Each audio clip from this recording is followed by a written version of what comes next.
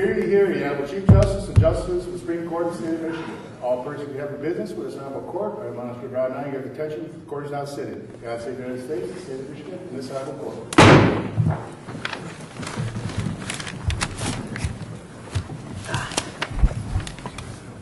Good afternoon. This is our first public administrative hearing of the court in 2017. This is a process designed to make our administrative procedures as transparent as possible and to afford an opportunity to the bench and the bar, and importantly to any member of the public, the chance to offer comments on pending administrative matters being considered by the court. I'd like to thank each of you in advance for taking the time to share your perspectives. They will be carefully considered. Each speaker will have 3 minutes, so I urge you to move directly to your point. Item number 1, 2014-29, concerning the prompt entry of consent judgments. We have no scheduled speakers. Is there anyone who would like to speak? Item number 2, 215-02, whether to retain certain amendments that establish the Court of Appeals mediation program. Is there anyone who would like to testify or speak on that? Item number 3, 2015-14, and this pertains to broad reforms in our state judicial disciplinary rules, and we do have a number of speakers on this. The first one will be the Honorable Bradley Knoll, Judge of the 58th District Court in Ottawa County, on behalf of the Michigan District Court Associations. Judge Knoll, thank you for coming. Thank you, Mr. Chief Justice and Justices of the Supreme Court. I am Bradley Knoll, the Chief Judge of the 58th District Court located in Ottawa County, and when I was asked by Judge Boyd, the President of the District Judges Association, to prepare the written commentary to these proposed changes, I agreed without looking at the changes, and they are very broad in scope and comprehensive, and the limited time that I have would prevent me from addressing all of those issues, so I'll rely on the written commentary that was previously submitted. I'm confining my commentary to follow up then with the proposed changes to MCR 9.223A regarding the authority of the Judicial Tenure Commission to close an investigation with a non-public admonition.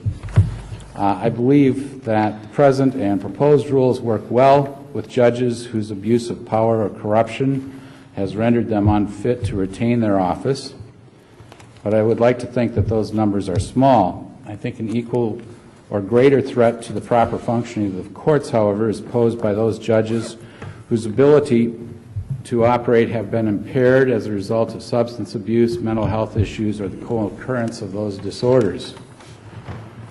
In last March's Michigan State Bar Journal, Tish Vincent alerted us to the disturbing findings of the research project co-sponsored by the American Bar Association's Commission on Lawyer Assistance and the Betty Ford Hazelden Foundation.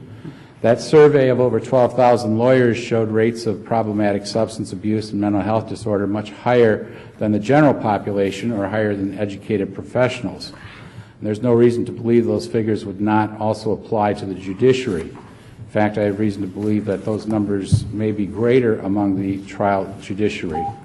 The current punitive disciplinary model does not work well with those judges. Not surprisingly, the study showed that the obstacles to treatment were the fear of publicity and confidentiality issues. Those concerns would arguably prevent a judge from seeking help voluntarily or prevent a chief judge or other supervising party from seeking an intervention on their behalf. The availability of non-public resolutions conditioned upon compliance with a program of therapy and accountability would encourage the judges, their staffs, or the supervising judges from coming forward to address those issues. This court has championed the treatment model involved in drug, sobriety, mental health, and veterans treatment courts, and it would seem that the same non-punitive model might also apply in those situations involving impaired judges. What is the system you're proposing?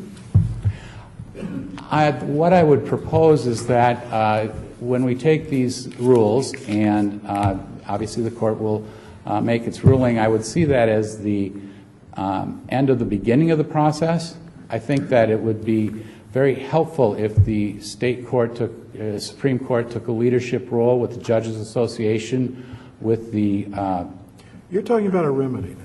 I'm sorry? You're talking about a remedy now, right? I am talking about a All remedy. right. Well, here's how the system works. You don't become a target of the JTC until you've arguably done something to call attention to yourself. True. And it seems to me, once you come to the attention of the JTC, there are some options for you. You can admit liability and say, I'd like to have a possibility, I think I have a problem I need to work on, or you can take the litigation approach, prove it. So I'm not sure that there's anything that in the current regime that needs to be changed other than perhaps the JTC being amenable, perhaps more than you think it is now, to amicably resolving complaints against sitting judges where a therapeutic regime would work better. But what's broken in this system that doesn't permit that kind of process, assuming the respondent judge is amenable to that? Well, with all due respect, your argument is premised on something coming to the attention of the JTC. And I'm suggesting that there are a lot of judges out there right now who are struggling with matters that aren't coming to the attention of the JTC. I don't even understand what then you're proposing. Are you proposing that we start ferreting out people who have drug or alcohol abuse who wear robes? No, I'm suggesting that those people be encouraged to come forward, that their supervising judges be encouraged to intervene in those situations, and the availability of a non-public resolution or remedy is something that would encourage them to do that. Well, there is the BARS program. All the judges, I think, at least I'm aware of, that's an option, right? Yeah, I'm not sure how many judges are aware of the Lawyers and Judges Assistance So that's program. an advertising problem. I think so. Okay. I'm trying to figure out what structurally you think needs to change in order to have more therapeutic intervention. And the JTC process is not a therapeutic intervention. It is a disciplinary intervention. I think that the disciplinary process should be capable of making the distinction between the corrupt power abusers and those who are impaired as a result of substance or alcohol or mental health issues, and that eliminating the private resolution or non-public resolution of matters that are brought to the Judicial Tenure Commission would provide a hindrance to either the affected judge coming forward or the supervising judge seeking to intervene, knowing that if it comes to the attention of the JTC, that there's going to be this level of disciplinary public shaming. And public shaming doesn't work well with respect to the impaired population as far as alcohol or mental health issues. Do you think the chief judges of the state lack the authority to identify colleagues who do suffer from some kind of problem and urge some kind of therapeutic relief or impose some kind of therapeutic remedy of some sort? No, I don't think the chief judges lack the authority, but I don't think that they are properly motivated to intervene. Court staffs are great enablers for the impaired judges. And you're talking about a cultural change that's required. It might. It's just an encouragement that could be championed by the Supreme Court that would allow the distinction to be made between the bad judges and the judges who are struggling with alcohol and or mental health issues that are causing them to not do their job. In my experience when I was chief, I had a lot of these calls from chiefs who were dealing with impaired colleagues. in my experience, it was the problem was that the impaired colleague did not see the need for a change of any sort. Right.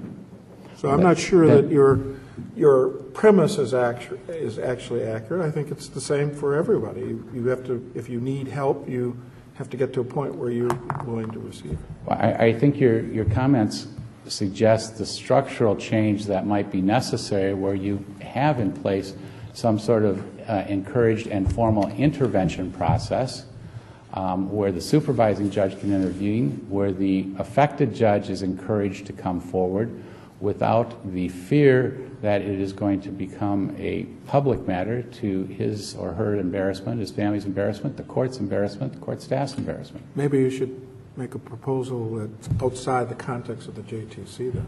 I think that would be appropriate. My only reason for bringing it up here is in the context of the proposed rule change that would eliminate the resolution of cases with a non-public admonition. That could be the carrot that's dangled before the judge who's being intervened upon to engage and be compliant with some sort of program of accountability and therapy. Well, why do you think, I mean, this is a fascinating conversation. Why do you think that the numbers are so high? I mean, I'm just kind of asking out of my own kind of curiosity. Sure. Why do you feel that it's as high as it is? I don't know why it's as high as it is among the practicing bar. My suggestion was that it might be higher among the trial judges, or as high among the trial judges, not because they are people of less character, but just because of the nature of the work that they do. The experts call it vicarious trauma, and we deal with situations where raped and strangled teenagers have their autopsy photos arrayed before us. We have forensic pediatricians describe the process by which an infant's bones are broken by crushing a styrofoam cup. Last week, a 12-year-old girl testified in my court that she had endured years of sexual abuse by her stepfather because her stepfather made her mom happy, and she wanted her mom to be happy. And she also added that since her life was worthless anyway, she was willing to endure that abuse. These are the sort of issues that trial judges deal with on a regular basis. They're the sort of issues that, and like I say, it's called vicarious trauma, that can cause substance abuse issues to arise, mental health issues to arise. So that's why I think it's at a higher level than we suspect among our trial judiciary. And it does kind of create like a two-pronged situation, because judges are public. The idea of coming forward is it can be seen as a career ender to so many people. So, you know, I think your proposal is a good one, because the idea is that, you know, if you do come forward on this, it could really be a problem in terms of your reelection or, you know, whatever the circumstance. So it really does create a real challenge for the sitting judge, doesn't it? It does. I'm a recovering alcoholic. When I ran for judge, my alcoholism was an issue in the campaign. But because I had several years of successful recovery before I ran for election, it was approved. But yes, those issues do become public issues, and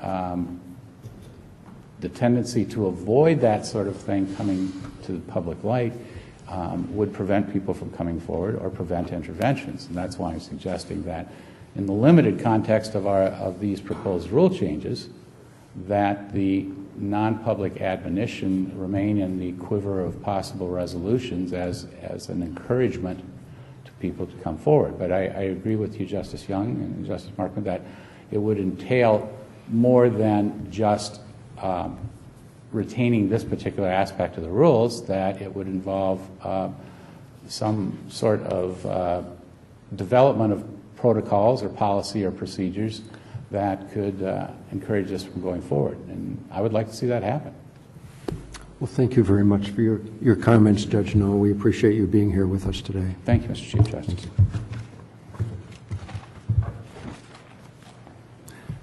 Our next witness will be Glenn Page, who is the Interim Executive Director of the Judicial Tenure Commission.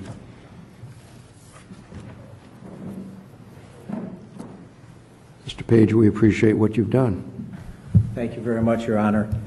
May it please this honorable court, Mr. Chief Justice, Justices, I'm Glenn Page, P31703. I have had the privilege of being the interim executive director for the past few months of the Judicial Tenure Commission.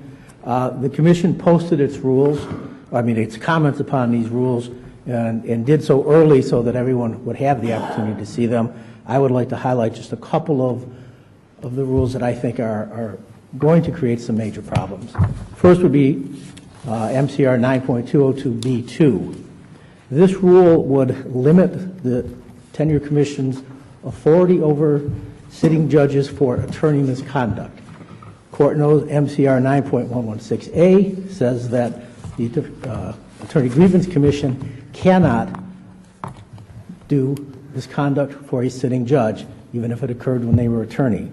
This will create a gap that basically once you become a judge, what you've done, any misconduct you may have done as an attorney, there will be no jurisdiction Maybe for we should either. eliminate 9116A.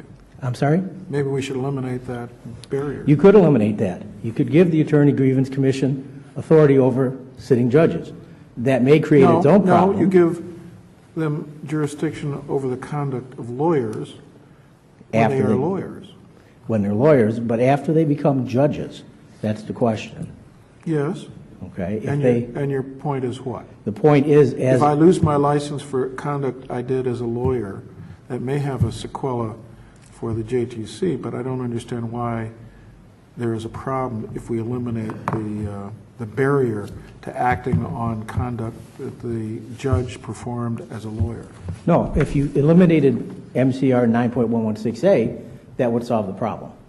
Okay. But as 9.202B2 proposed, would create that gap where there is no jurisdiction. Okay. The second one I want to highlight is 9.220C. That creates a 3-year statute of limitations. That will create a number, I think, of unnecessary litigation issues. First of all, when the grievant knew or should have known. What is a pattern? That's not described. What is good cause for the JTC to go beyond the 3 years? The current rules say the JTC can take into account the age of the allegations. And I think that's worked well. And we've had cases that have come You don't know before what this good court. cause is? I'm sorry? The JTC is unaware of what good cause might be? Well, right now it's undefined. It will be defined by what JTC says and then ultimately what this court says. It's a perfectly common term It in our is. court rules, is it not? And yes, it is. And it will be litigated by every judge who is dealing with misconduct that may be older than 3 years.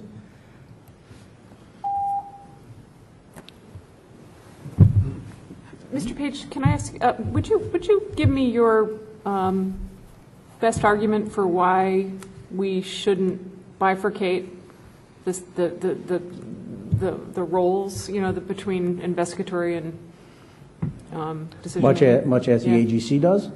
Just Have- like the have a agency does. separate, Why should we think about it differently in this context? You could.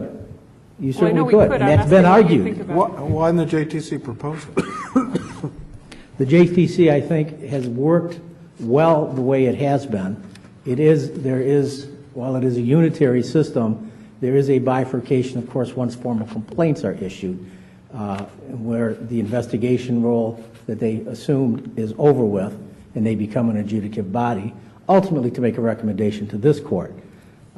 At that point, the executive director's role switches. You know how But- it works. The question, though, is why is the bifurcated a superior way of proceeding? I think bifurcation may be a superior Well, way. I gather the successor executive director will be arriving shortly. Yes. Maybe it would be a good idea to ask the executive director, as he discusses with the commission, his views on these rules, whether it might not be advisable to consider the bifurcation, or at least explain why that is inadvisable. I think this court could consider it. It wasn't proposed. I'm We are asking you, considering it that way. I'm Yes. asking you to have your commission consider it and explain to us its position on that question. Yes. Not that we can do it without the benefit of their counsel. I'm asking you to get their counsel. I understand, and I think that's a very good idea. Can I go back to your question about which agency has jurisdiction on lawyers who become judges. Help me with this.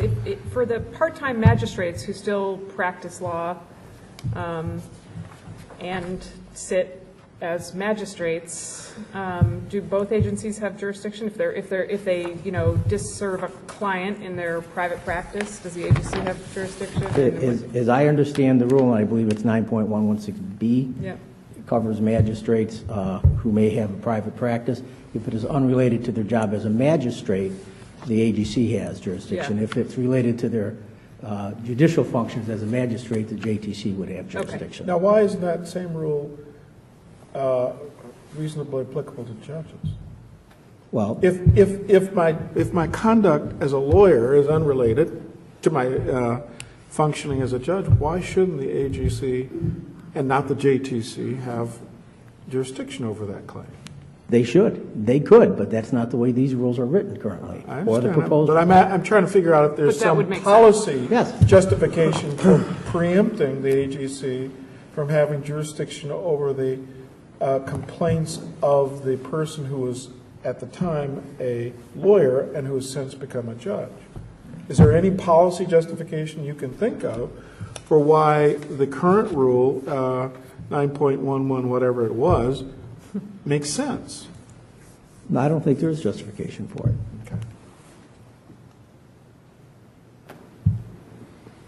Okay, thank you again, Mr. Page, and Thank once you very again, much. we appreciate what you're doing as the interim director. Thank you very much. Our next speaker will be Tom Ryan, who's a commissioner on the Judicial Tenure Commission, former head of our state bar.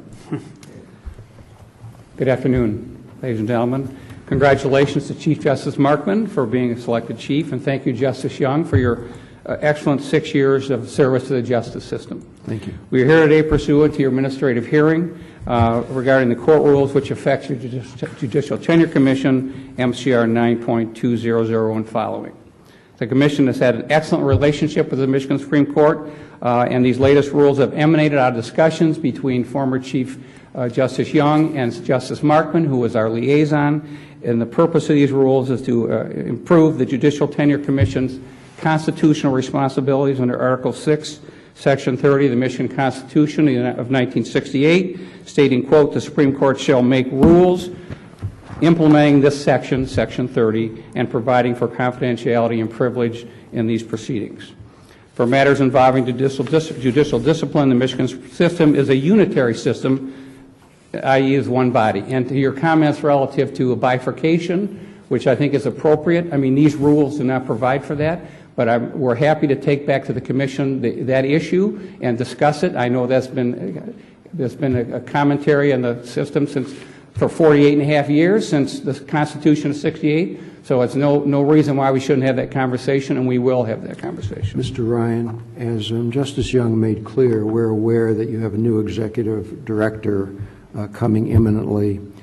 Even though the Commission itself is obviously unchanged in substantial respects, would it make any sense for this court to determine whether or not your new executive director has any new thoughts or perspectives that he might wish to share with this court before we undertake a final decision? I believe it would, Your Honor. I believe it would. It makes a lot of sense. And I think we should have that discussion with him. He starts February 6th, so we can have that discussion next month with him and alert him to that fact.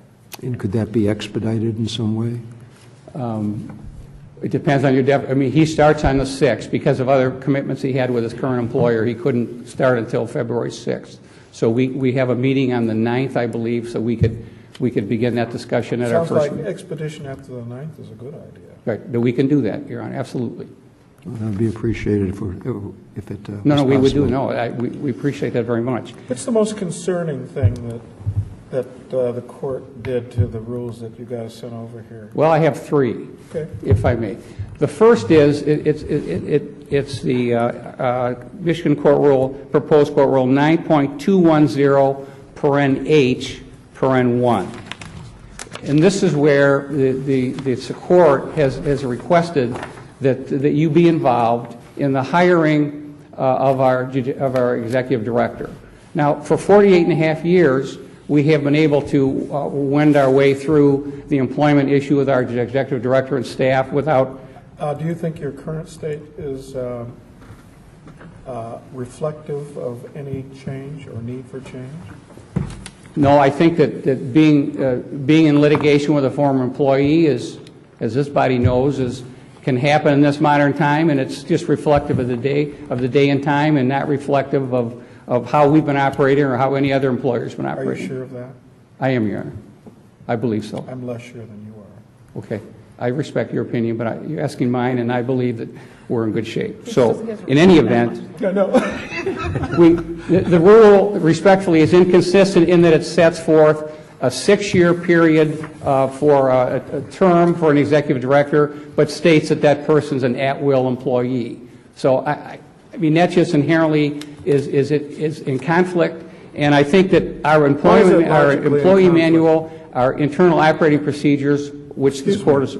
Why is it internally in conflict? Yes, an at-will employee may be terminated for any legitimate reason at any time, but a term requires a formal commitment to renewal. Why is that incompatible?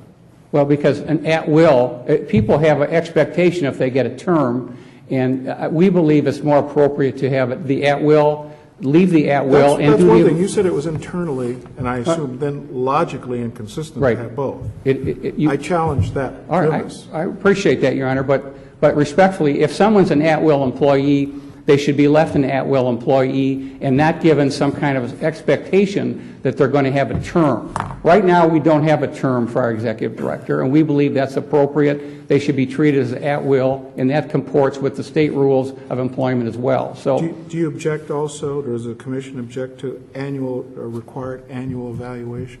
well, we don't need the court to do that, Your Honor. We do that ourselves. We will do that ourselves. We object to the court. We should be an independent body, especially the way the system is now. We believe that as much, if you folks get in, since you're the final decision makers, if you get involved in picking our executive director and having input and whatnot about that person, you look like you're trying to figure out and force how these investigations are going to go with your hand-picked person. We are an independent constitutional body. We should respectfully be allowed to operate our own shop under your auspices, but the way it is now, it's going to look like this whole thing is rigged. If you're going to interfere and pick our person, and then that person's going to come and argue in front of you relative to what the recommendation is, I just think that's a bad policy decision. That's a policy point. Right. I have a concern about the employment hygiene that the commission has been exercising. Employment what, Your Honor? Hygiene, Okay. something an old employment lawyer might be concerned about, Okay. which I am. All right. So you make a policy argument that is not one that we should treat lightly. The argument that a term is incompatible with that will, I don't think is legally accurate. But let me ask you, do you think being required by the court rule to give annual evaluations, written evaluations of the executive director is a problem for you? I think that you're respectfully interfering or this incursion into our employment situation with our executive director is unnecessary and unwarranted. We are going to be doing annual reviews of our employment of our executive director. We did that for a while. Then the commission changes and it didn't occur. Yeah, that's a hygiene problem for me. All right. If you're not, the executive director is one of the most important non-commission employees in this process. No because question. People in the commission rotate off. That is the one constant. And if the commission isn't performing its fiduciary responsibility to annually review the performance of an executive director, things go south, and I think they have more recently. Okay, so I would say this, Your Honor, respectfully, you approve our IOPs, our internal operating procedures. I don't have a problem if we put that in our IOP that we conduct that evaluation. That's a good employment practice. I agree with that. Are you thinking that this rule says the Supreme Court's going to conduct the... No, it doesn't, Your Honor. But why? I agree that an evaluation should occur on an annual basis from what we've learned. Okay. But let us do that in our IOPs, and if we have an issue, then we'll take whatever action we take. The court doesn't need to be involved in that employment issue, respectfully. As long as we do it. Mr. Ryan, do you object to the last part of the proposed rule change that says the JTC shall solicit input from our court on the executive director's performance? I think we can do that through the liaison function rather than do it formally, personally. It doesn't prescribe how that gets done. I'm sorry? The provision doesn't prescribe how you get the feedback. It just says you shall. I understand that, but when it's written in a rule like this, then people are going to know that you folks are all over this issue, and I just don't think, again, going back to policy and independence, as a constitutional organization, we need to have that much scrutiny, respectfully. Understood. Okay? Any more on that issue? That was my first one. How many points did you have, Mr. I had two more, but I appreciate your time is valuable. If I could ask you again to expedite this, I will. I'd appreciate So that. just my second point is we would like you not to take the admonishment, we would like you not to change the current admonishment procedure. What does an admonishment mean? The private admonishment, is that what you're saying? Yeah, private. Yes, correct. What does an admonishment mean that's different from the other so-called non-sanctioned? Well, admonishment can be used, if there's another issue with that judge, that can be used as a disciplinary enhancement if another problem occurs, number one. Number two is, when you changed the rules a few years ago, leaving it private, but giving the judge a chance to appeal to you if they disagreed with the admonishment, that has not happened in the years that this rule has changed. And three, as a practical matter, it gives us a level of compliance. We can do things with admonishment because it's more serious than a caution or a letter of dismissal. We can do things with that judge. Sounds like you have an escalating series of non-sanctionable events. I'm sorry, Your Honor?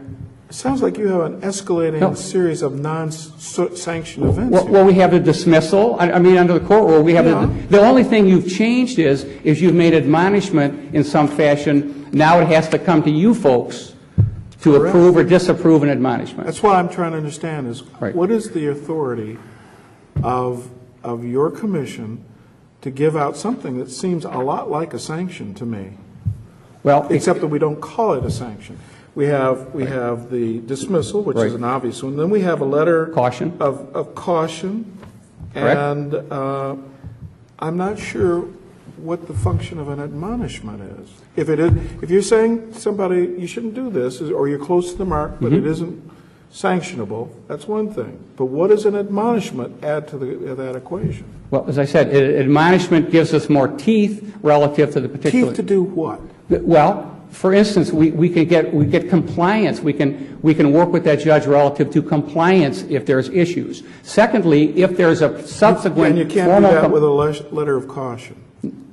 We can, but it's not the judge knows it's not as serious because admonishment puts that person one step away from a formal complaint and one step away from, if there's a formal complaint that subsequently happens, that admonishment can be brought before this body and the master relative to that issue. There is nothing that can be compartmentalized as an admonition and therefore have some public aspect that can't be repackaged as a lesser sanction that would not have a public component to it. Is that correct? Right. Right now, the admonishment, the only way the current rules say admonishment has a public component is if the judge appeals that admonishment to you folks and you folks act on it. But that's never happened because no one's ever appealed. So we don't really know what that process looks But like. you have essentially plenary authority, as I understand it, to say we don't wish to make this particular conduct the subject of an admonition, and instead we're going to put it in something that will be less public. Yes, Your. That's correct, Your Honor.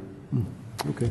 Counsel, I was very moved by our first speaker. I think that he made some very profound points about people who are struggling, and I would like to give you an opportunity to kind of speak a little bit more about that. If we were to remove the ability to do a private admonishment, what do you think the impact would be as it pertains to judges who are struggling with certain disability or struggles or challenges, that if this was to be removed, would have really no vehicle to be able to assess that or work on those issues, because ultimately they could run the risk of being public and losing their positions.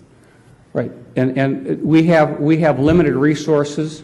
Not every issue of judicial misconduct rises to the level that requires a formal complaint. So we probably issue 3 or 4 a year, maybe. Most of the judges in the state do an excellent job and act ethically. But if you force us to make this admonition now, to have you involved in the process, to probably make it public, then that's going to. I mean, the line between an admonition, which could be public, and a formal complaint seems to narrow, and it doesn't make sense unless it's really egregious behavior that we'll issue an admonition. We may just issue a caution. Right. I want you to stay within your constitutional authority to make only recommendations of sanctions. If it's not sanctionable, you can do anything you want to work cooperatively with the respondent judge, short of something that seems an awful lot like a sanction. Okay, but if you've allowed us for these years to do a caution and then ratchet up with an admonition, why? I mean, I think the system is working. I think that's unconstitutional. That's why. Okay. I respectfully... It has happened. I'm concerned about why it has happened and whether it should continue. Okay, I appreciate that. I'm just saying, I think it's worked. From our side of things, it's worked, because we don't have to issue 20 formal complaints or 15 a year. We can... You issue more cautions and put what other strings on them you want to put on a caution. Okay. We think this is really close to the line. We think you ought to do X, Y, and Z. Don't do it again. Okay. How do you phrase an admonition any differently? Well, because we can indicate that if A, the judge can appeal, and B, that if there's another issue of misconduct, we can raise this issue of admonition with the powers that be relative to the Brown factors. Can you add a third point? I did. We don't understand, it would respectfully request that you, on MCR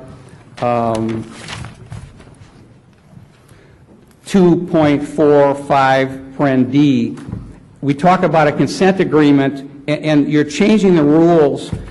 Before it had to be with the concurrence of the JTC and the respondent.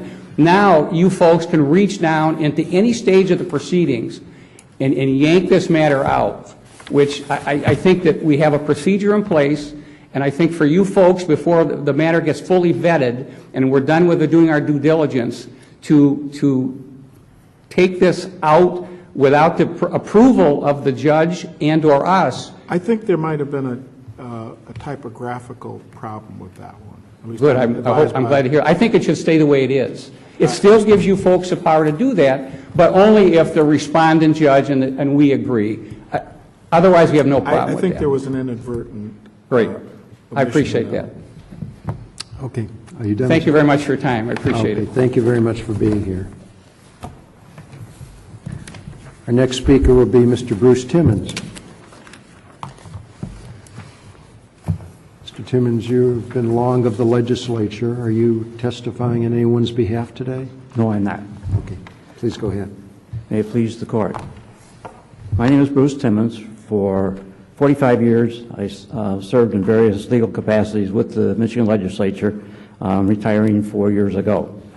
I'm particularly interested in this issue because as an intern back in 67 and 68, I was asked to draft a substitute for the proposal that was HJRPP. And what you have in front of you is largely the proposal that I drafted at that time. The composition of the commission was changed by floor amendment.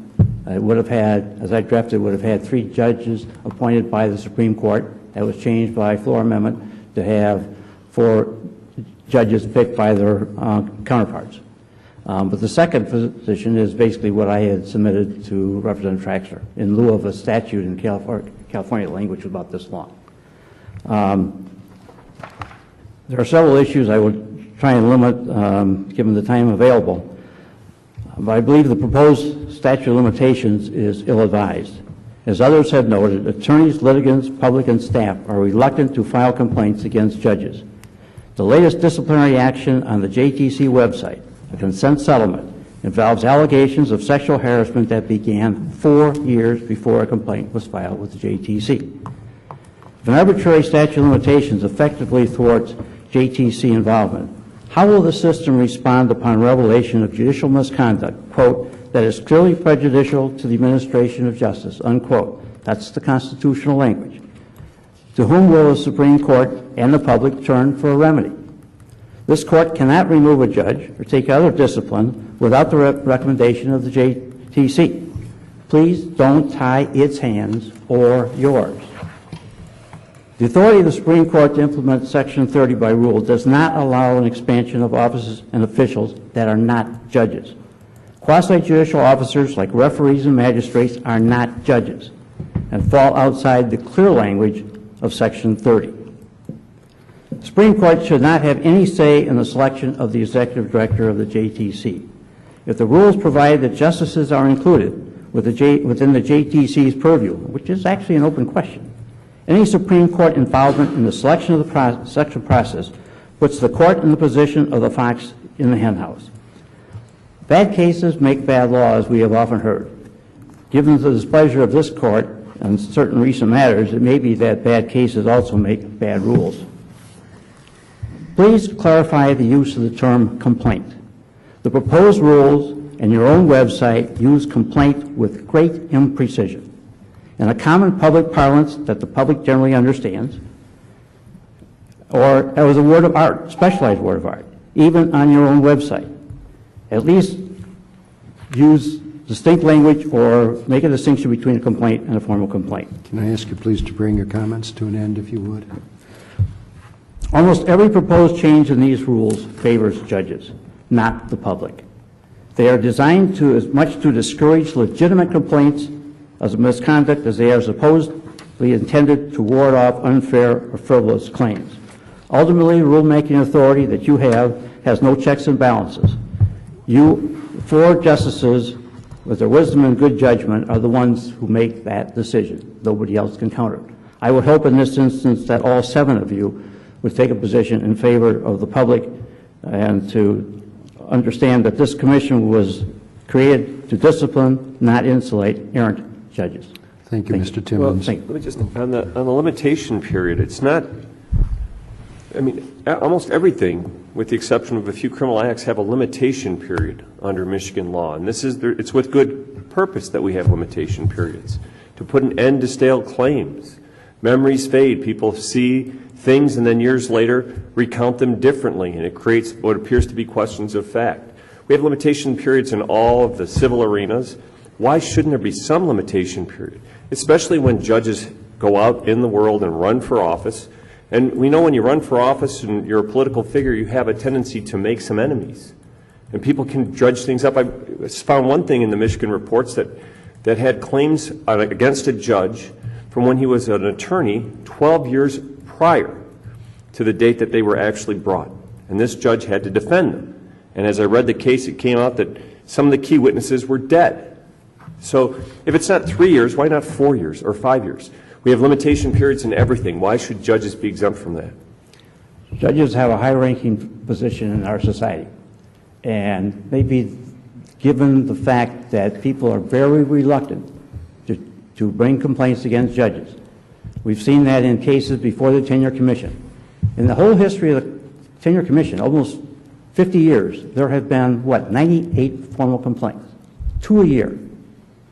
It's pretty unusual for complaints to raise to that level. And I think you have to be very careful of putting the limitations on in this context, given the history and the cases that have come before. The question asked was, is there no limitation that's acceptable under these circumstances? I think the extent to which past conduct goes years back, I think that goes to the remedy and the sanction that may apply. It also goes to the ability to defend the claim, too, doesn't it? I understand the rationale for statute of limitations. So that's what I'm asking. Is there no range, no limitation that is acceptable to you? Well, let's put it this way. I hope this never happens, but if it does, think of Larry Nasser in this county. Sexually abused young women going back 10, 15 years. I don't expect that that's going to happen here, but if it does, you will have tied your hands and you won't be able to take No, action. there's a good cause exception. What is good cause is... I can't imagine how many lawyers cannot, in light of all the times we use good cause in our rules, cannot figure out how to implement a good cause exception. Are you one of those people?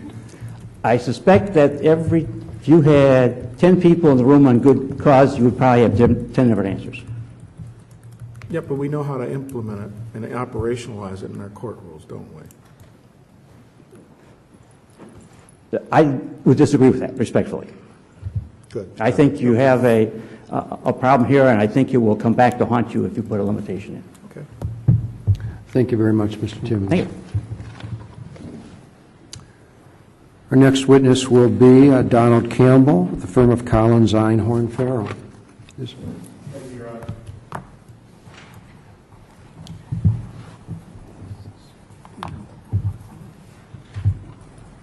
Thank you, Mr. Chief Justice. Justices, may it please the court, Donald Campbell, P number 43088.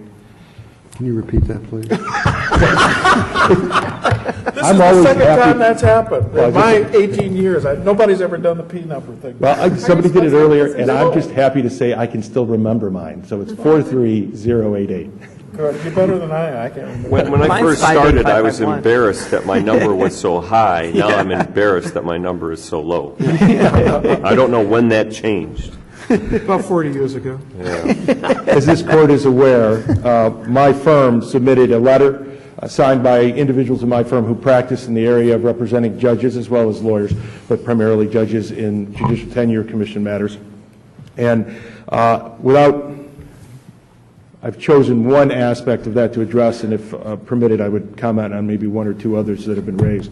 The one that I've selected is MCR 2.220E, and that has to do with the presumption that a refusal to submit to a physical or mental examination is evidence of disability, and of course it also shifts the cost, and that's a primary part of the amendment.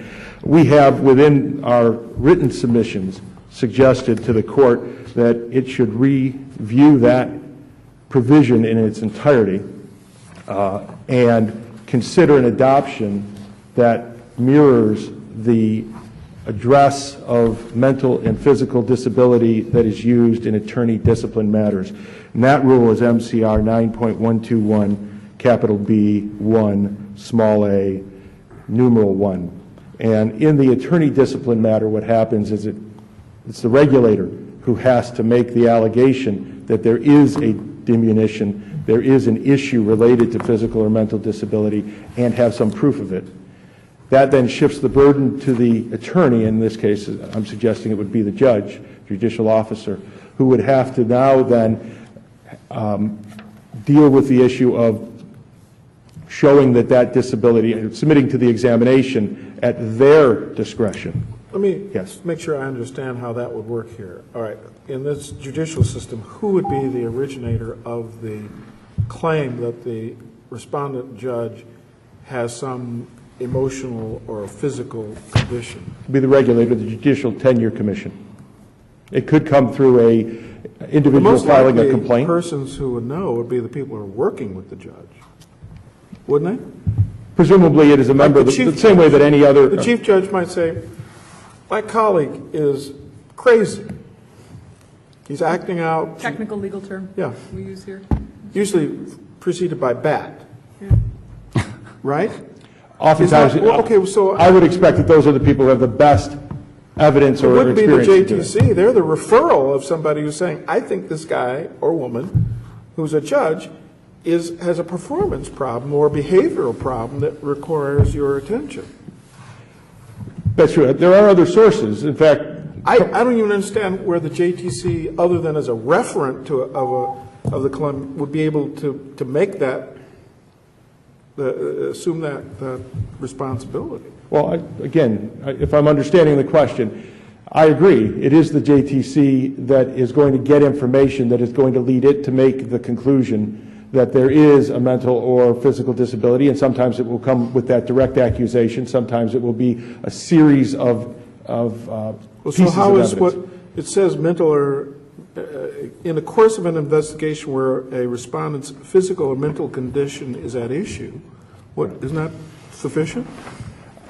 I don't think it's sufficient enough, sir, to say that it's at issue for purposes of the JTC, and that requires then the judge to submit to a mental or physical examination. What do you think more specificity is required here than to say it's at issue? I think there has to be an allegation that directly links the allegation of judicial misconduct with a claim that it is due to a physical or mental disability. And as we identify from the attorney rule, that there has to be a relevant condition of respondent shown to be in controversy. Okay, so it's the issue is relevance, the lack of specificity saying a relevant condition at issue. Yes. Okay. Thank you. Thank you, Mr. Campbell. Thank you. You needn't move, however. We move to item number 4, which involves an amendment of MCR 9.115 that would clarify the rule regarding proposed consent judgments in attorney discipline proceedings. And I believe you're going to testify in that as well, although you need not repeat your P number. I can't remember what that was. Yeah, I didn't write it down. I'm at a loss. I will say it again because I can remember it, which is 43088. On this issue, and I believe I'm the only one who has asked to address it, it's a case of a rule that isn't broken. I don't understand why it's being fixed. And I want to suggest to this court that it might have implications that are not designed. In other words, currently, and I represent respondents in attorney misconduct matters, currently, I know when I go to the Attorney Grievance Commission and I make a proposal under 9.115 F5 that I have to make my best proposal, because if the AGC doesn't agree to me, I never get any chance to get to my hearing panel in order for it to be considered. It has to be joint. And I know that once we have arrived at an agreement between ourselves, it has to be the best proposal, because there's an up or there's a down vote. It is the gladiatorial decision of the hearing panel on our agreement. That puts a lot of pressure on the parties to that agreement. I have found in 25 years, 10 of that with the Attorney Grievance Commission, 15 representing respondents, that has produced results that are generally either accepted or rejected. And I believe the number of cases rejected is very, very small, 1 or 2 a year. I've been advised that the commission is actually operating in this fashion now. Is that wrong? That they have conformed their conduct to what this rule requires. I will say that the practice of the Attorney Discipline Board and the hearing panels is consistent with this rule to a certain degree. I don't think most panelists, and I don't know if, I know some of the justices have served as panelists before, I don't know that they understood that there was a practice out there that was inconsistent with the rule, which is to come in and have parties mediate on a disposition. And from that standpoint, Your Honor, as you've raised, it really is outside the rule. It doesn't happen a lot, is my experience. It's very rare. In my private practice in 15 years, it's happened once. In my public practice, 10 years with the Attorney Grievance Commission, it happened 3 times. I handled 200 cases while I was at the Grievance Commission that would have been subject to this. I've handled maybe 20 or 30. Tell me what happens if the rule that I understand conforms to the practice is accepted by the court. What part of the suit will fall apart? Well, it's not that it will fall apart, but I do think what's going to happen is you're going to see that both the respondents, through their counsel, and the AGC will have a sense that there's one more chance. There's one more chance. I will tell you, when I go to my clients and I advise them now, I don't say we might get another chance. We might be able to do a little bit better. If they're willing to take 45 days, maybe the panel will think it's worth 30 days. If they're willing to take disbarment, maybe they'll believe it's worth 4 years. So the threat of going to a different panel is a sufficient threat to make everybody give their last best offers? I would not describe it as a threat. I think it's a sufficient reality. Yes. Well, if it weren't a threat, if it weren't a danger, they wouldn't give their last best offers. Right? If you only have one shot, you pick your best. I had one rule to talk about, and the last. I have a lot more that I would have loved to have talked about if I could have controlled it. And I'm just suggesting in the system now that I don't see as broken, I don't understand how this is a fix. Thank you very much, Mr. Campbell, and thank you, everyone, for speaking today. We stand adjourned.